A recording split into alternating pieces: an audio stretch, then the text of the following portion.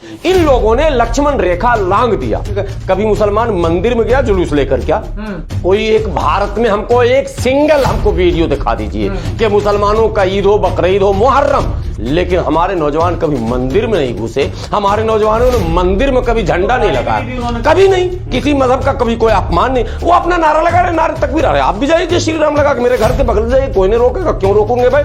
आप रामचंद्र जी के नाम पर शोभा यात्रा निकाल रहे हैं और उस शोभा यात्रा को अशोभित कर रहे हैं। आप उसमें गाना क्या बजा रहे हैं? जाग जाएगा अगर ये हिंदू तो ये अंजाम देखेगा, ये अंजाम बोलेगा, और टोपी वाला भी सर झुका के जय श्री राम बोलेगा। बड़ा मजा आपको आ रहा ना? ये आप सर झुका के नहीं, फोर्सफुल्ली आप चाहते हैं हमसे जय श्री राम बुलाना, फोर्सफुल्ली आप चाहते हैं हमारा कन्वर्जन करना, घर वापसी करना। अरे ये जिंदगी में नहीं हो सकता, क़यामत के आखिरी सुबह तक नहीं हो सकता, जिसमें बिजली के खंभे पर पुलिस आके बांध के मुस्लिम नौजवानों को मार रहा। आप सब्र का इम्तिहान ले रहे हैं मुसलमानों से साहब। आप संविधान का पाठ हमको पढ़ा रहे हैं, संविधान का उल्लंघन आप कर रहे हैं। अभी जो बिहार शरीफ में एसपी मिश्रा है, उसने जो नंगा नाच किया, पुलिस मौजूद है, पुलिस खड़ी है, वीडियो में पुलिस दिख रही है, और वो सारे बलवाई और दंगाई जो भगवा कलर को भी अपमानित कर रहे हैं, वो बांधे हुए, मुंह लपेटे लपेटे। अरे पगड़ी के लिए वो कपड़ा लाए थे या मुंह लपेटने के लिए लाए थे? इसका मतलब पहले से प्लानिंग है, मुंह छुपा रहे हो तुम वीडियो में। और वो पत्थर बरसा रहे हैं। कब्रिस्तानों की भी हुर्मती हुई,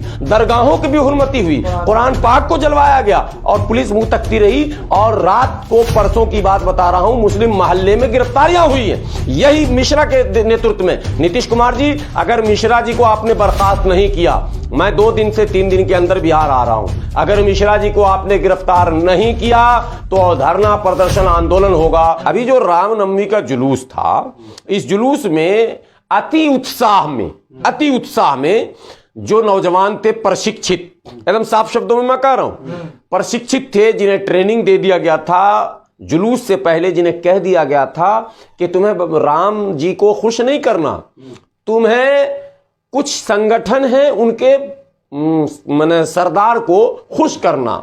वो आपने सुना होगा कि कितने आदमी थे रे वाला, बोला सरदार दो।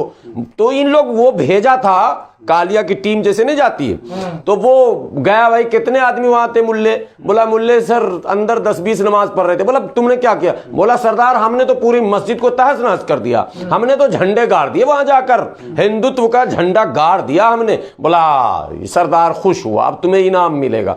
ये मसला इस मुल्क में गुज़श्ता 5-7 सालों से चल रहा। देखिए, राम का नाम बड़ा सम्मानित नाम है भारत का।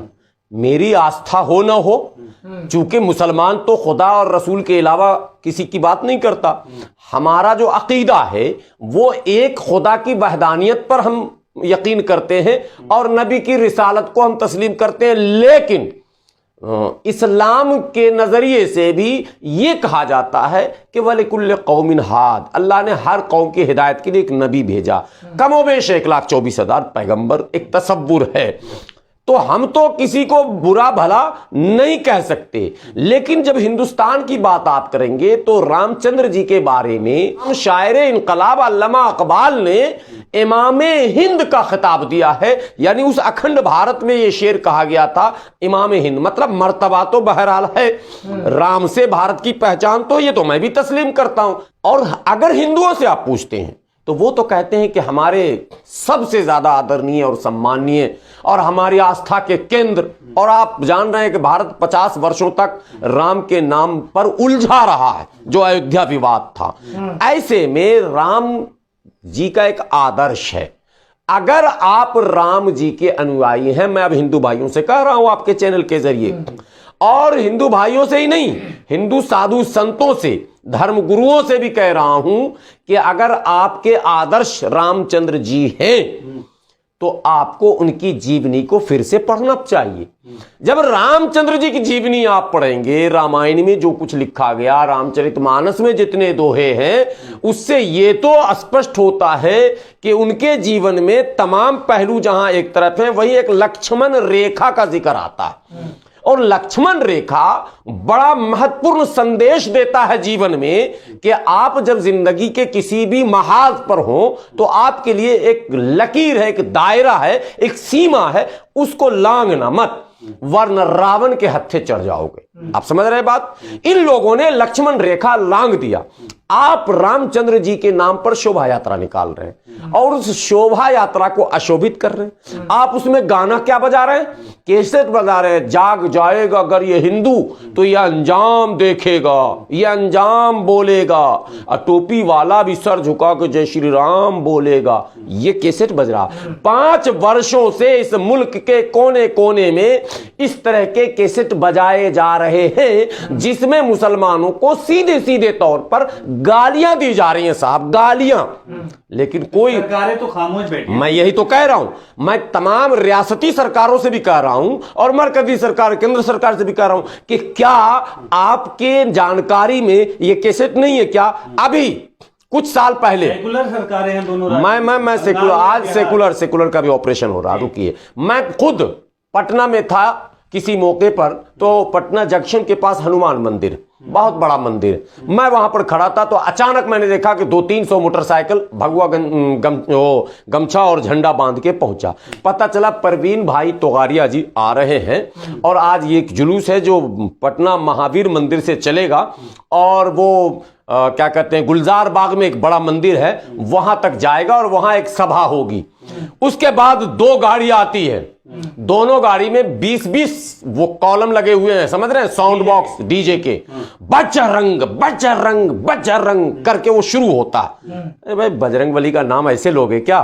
मतलब बदरंग कर रहे हो तुम बजरंग को, बजरंग के नाम पे हुड़दंग हो। आप सुनिए, हुड़दंग हो रहा। और उसके बाद जो गाना बजना शुरू हुआ, मैंने अपने कानों से देखा उस गाने पर बच्चे, नौजवान, वही भटके हुए नौजवान जिनको धर्म का नहीं है ज्ञान, वो डांस कर रहे हैं और उसमें वही टोपी वाला भी सर झुका के जय श्री राम बोलेगा। बड़ा मजा आपको आ रहा ना? ये आप सर झुका के नहीं, फोर्सफुल्ली आप चाहते हैं हमसे जय श्री राम बुलाना, फोर्सफुल्ली आप चाहते हैं हमारा कन्वर्जन करना, घर वापसी करना, फोर्सफुल्ली आप चाहते हैं कि आप अपना मुरीद। अरे ये जिंदगी में नहीं हो सकता, क़यामत के आखिरी सुबह तक नहीं हो सकता।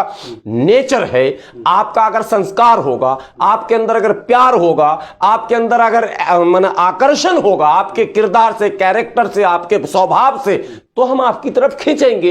वर्ण चंबुक चंबुक को खींचता। आपके अंदर स्वभाव अगर कटुता है, आपके अंदर शत्रुता भरा हुआ है, आपके अंदर दुश्मनी कूट कूट कर भरी है, नफरत अगर कूट कूट भरा हुआ है, कोई आपसे नहीं सटेगा और आपका अपना भी आपसे भागेगा दूर, और भाग रहा है। अभी बिहार में अशोक सम्राट की जयंती मनाई गई, हजारों हिंदुओं ने बौद्ध धर्म ग्रहण किया। भैया उसमें कोई मुस्लिम भी था क्या? बताओ जरा। मैं हिंदू धर्म गुरुओं से पूछता हूं कि क्यों लोग भाग रहे हैं आपका धर्म छोड़कर? आप इस पर नहीं सोचते। आप मुसलमान मुसलमान मुसलमान कहकर कितने दिनों तक रोक लोगे उन नौजवानों को जिसको आप आज गलत शिक्षा दे रहे हो? कल वो किसी मुकदमे में फंसेगा, कल वो परेशानी जब झेलेगा और आप छोड़कर जब भागोगे तो बाबरी मस्जिद की वो कहानी याद आती है। एक शख्स था, मैं नाम भूल रहा हूं, आप लोगों को शायद याद हो, जो बाबरी मस्जिद पर हथौड़ा चलाया था। बाद में वो ईमान लाया और उसने कई मस्जिदें बनाई। तो कहीं ऐसा ना हो कि ये जो नारा लगाने वाले किराए में लोग जा रहे हैं, ये लोग भी ईमान न ले आए इस चक्कर में। इसलिए हिंदू संतों से मैं कहता हूं, आप अगर अच्छी शिक्षा नहीं दोगे तो आपके यहां भगदड़ मच जाएगा। ये भूल जाओ, ये सपना मुंगेरी लाल का कभी मत देखो कि मुसलमान भय से, डर से आपके इसमें आकर और वो धर्म त्याग देगा या आपके आपका क्या कहते हैं वो पैरोकार हो जाएगा। कतई नहीं। लेकिन जिस तरह से आपने बिहार में देखा, बंगाल में देखा, मस्जिद के सामने जो डीजे की आप बात कर रहे हैं, बाकी जगह तो शांत है, ठीक है। हम लोग ईद की नमाज पढ़ते हैं, कहाँ पढ़ते हैं जी? मस्जिद में, ईदगाह में। बकरीद की नमाज भी मस्जिद ईदगाह में। रमजान में रोज अफ्तार के बाद जाते हैं मस्जिद। शाबाश, शब-ए-बरात में जागते हैं तो मस्जिद और कब्रिस्तान, यही जगह। कभी मुसलमान मंदिर में गया जुलूस लेकर क्या? कोई एक भारत में हमको एक सिंगल हमको वीडियो दिखा दीजिए कि मुसलमानों का ईद हो, बकरीद हो, मुहर्रम। लेकिन हमारे नौजवान कभी मंदिर में नहीं घुसे, हमारे नौजवानों ने मंदिर में कभी झंडा नहीं लगाया, कभी नहीं। किसी मजहब का कभी कोई अपमान नहीं। वो अपना नारा लगा रहे, नारे तकबीर आ रहे। आप भी जाइए जय श्री राम लगा के मेरे घर के बगल जाइए, कोई नहीं रोकेगा। क्यों रोकोगे भाई? आप आइए मेरे घर के बगल। आरोप लगाते हैं ना कि मस्जिद से पत्थर बरसाया जाता है। किसी ने तस्वीर दिखाइए। हर प्रशासनिक अधिकारी इस बात को कहेगा, हर सरकार जो नेता होगा उस सरकार में बैठा वो यही बात कहते हैं कि मस्जिद की तरफ से पत्थरबाजी की गई। एक अभी कानपुर में जहांगीरपुरी में पिछली बार जो हुआ था, बस उसी टाइम की बात बता रहा हूँ, उसी टाइम कानपुर में भी हुआ था। कानपुर में जबरदस्त दंगा भी हो गया था, ये भी आपको पता है। बताया जा रहा था कि ठेले में रेड़ी में भर भर के पत्थर लाया गया। भाजपा प्रवक्ता थे प्रेम शुक्ला टीवी पर, मैंने ऐसा धोया को लाजवाब हो गए। ठीक है, उसके बाद मैं जब एबीपी पर गया, रूबिका लियाकत थी, तो मैंने एक वीडियो उनको दिखाया शो के अंदर। मैंने कहा ये वीडियो है, पहले इसको देखा जाए। तो रूबिका हमसे बोली कि सरवर साहब जरा होश में दिखाइएगा, अगर वीडियो गलत होगा तो आप पे मुकदमा होगा। मैंने कहा रूबिका बहन, वीडियो इतना सही है कि मैं मोहल्ला गली और ये भी बता दूं हाथ रख के कि आदमी का नाम क्या है। मैं भी ऑल इंडिया टूर करके लौटा हूं, कोई मतलब आसमान से नहीं आया हूं, तो कानपुर की गली गली को मैं जानता हूं। ठीक है, और मैंने बताया ये परेड ग्राउंड के फला मोहल्ले का है वीडियो। रूबिका लियाकत ने अपने ट्विटर पर ट्वीट किया, जो आज भी मौजूद है, और सीएम और डीजीपी को टैग किया। नतीजे में कार्रवाई हुई।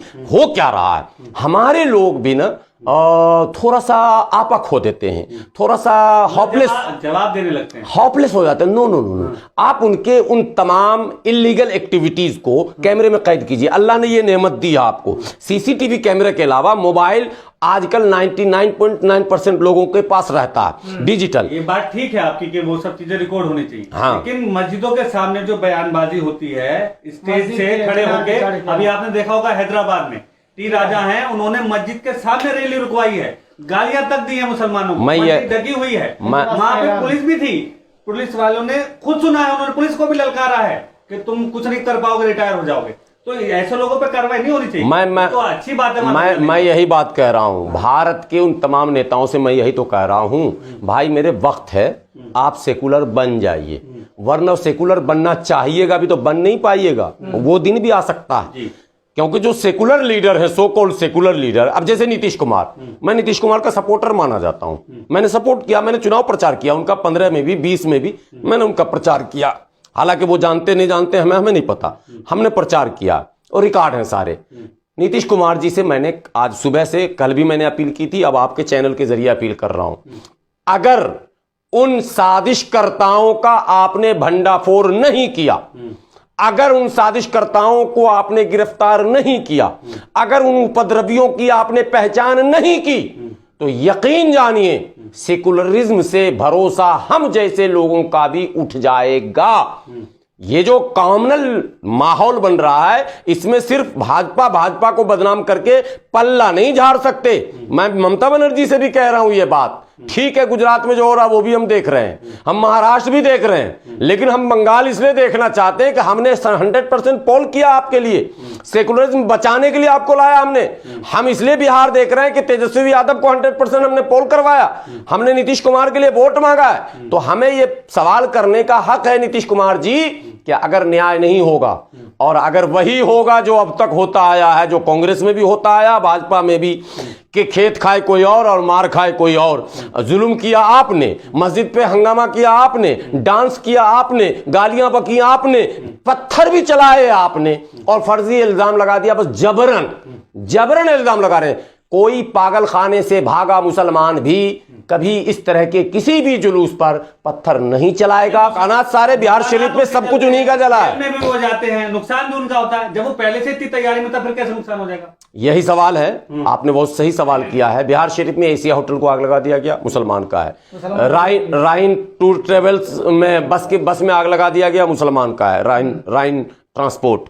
उसके बाद क्या कहते हैं, 7-8 ऐसी दुकानें जलाई गई जो मुसलमानों की बड़ी दुकानें हैं। उसके बाद जो गगन दीवान मोहल्ले में आग लगी, वो टोटल मुसलमानों के घर में आग लगी। उसके बाद मस्जिद में आग लगाई, मदरसा अजीजिया में आपने आग लगाया, सोगरा कॉलेज की लाइब्रेरी में आपने आग लगाया। तो आप ये बताएं कि ये पागल मुसलमानों ने लगाया या उन जुनूनी हिंदुओं ने लगाया? मैं अब हिंदू मुसलमान क्लियर ही बोल रहा हूं, चलिए इसको कहीं छुपाने की बात नहीं।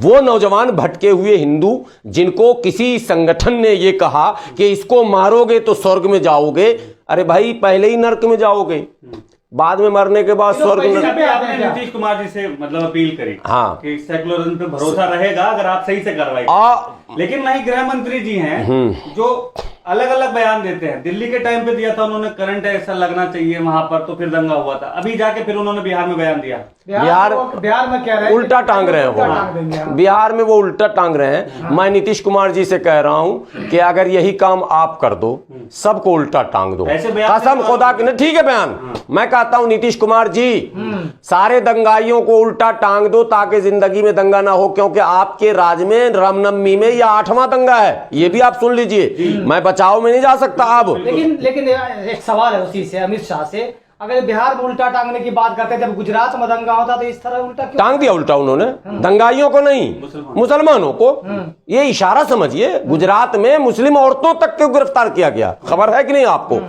बच्चों को भी गिरफ्तार कर लिया गया। आप गुजरात की वो तस्वीर आपने नहीं देखी जिसमें बिजली के खंभे पर पुलिस आके बांध के मुस्लिम नौजवानों को मार रहा? आप सब्र का इम्तिहान ले रहे हैं मुसलमानों से साहब। आप संविधान का पाठ हमको पढ़ा रहे हैं, संविधान का उल्लंघन आप कर रहे हैं। अभी जो बिहार शरीफ में एसपी मिश्रा है, उसने जो नंगा नाच किया, पुलिस मौजूद है, पुलिस खड़ी है, वीडियो में पुलिस दिख रही है, पुलिस वीडियो बना रही है, यह भी मैंने देखा। और वो सारे बलवाई और दंगाई जो माने भगवा कलर को भी अपमानित कर रहे हैं, वो बांधे हुए, मुंह लपेटे। अरे पगड़ी के लिए वो कपड़ा लाए थे या मुंह लपेटने के लिए लाए थे? इसका मतलब पहले से प्लानिंग है, मुंह छुपा रहे हो तुम वीडियो में। और वो पत्थर बरसा रहे हैं। कब्रिस्तानों की भी हुर्मती हुई, दरगाहों की भी हुर्मती हुई, कुरान पाक को जलवाया गया और पुलिस मुंह तकती रही। और रात को, परसों की बात बता रहा हूं, मुस्लिम मोहल्ले में गिरफ्तारियां हुई हैं, यही मिश्रा के नेतृत्व में। नीतीश कुमार जी, अगर मिश्रा जी को आपने बर्खास्त नहीं किया, मैं 2 दिन से 3 दिन के अंदर बिहार आ रहा हूं, अगर मिश्रा जी को आपने गिरफ्तार नहीं किया